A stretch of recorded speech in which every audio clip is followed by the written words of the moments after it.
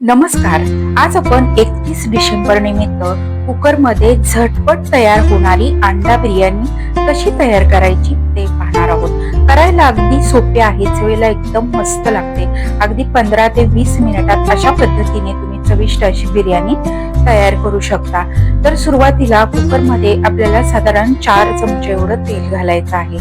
तेल घालून झाल्यानंतर तेल चांगलं कडकडीत गरम करून घ्यायचं आहे. नंतर त्या तेलामध्ये साधारण 4 मीडियम साईजचे कांदे उभे कट करून घ्यायचे आहेत.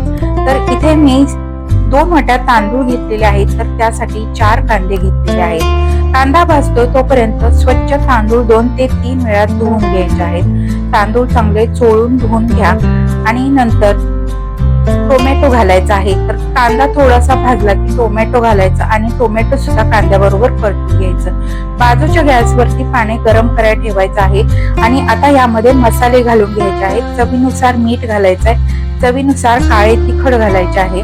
तर तिखट तुमच्या आवडीनुसार कमी जास्त घालू शकता. 1 चमचा हळद घालायची आहे. नंतर यामध्ये अर्धा चमचा गरम मसाला व अर्धा चमचा बिर्याणी मसाला घालायचा आहे.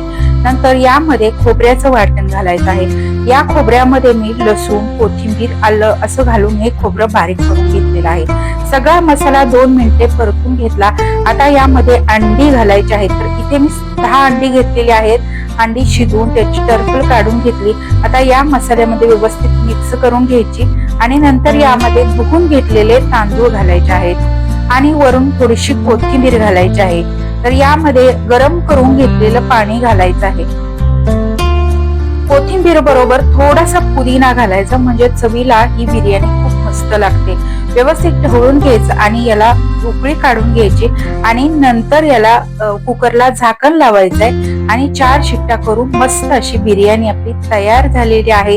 अगदी सोप्या पद्धतीने बिर्याणी तयार होते. धन्यवाद.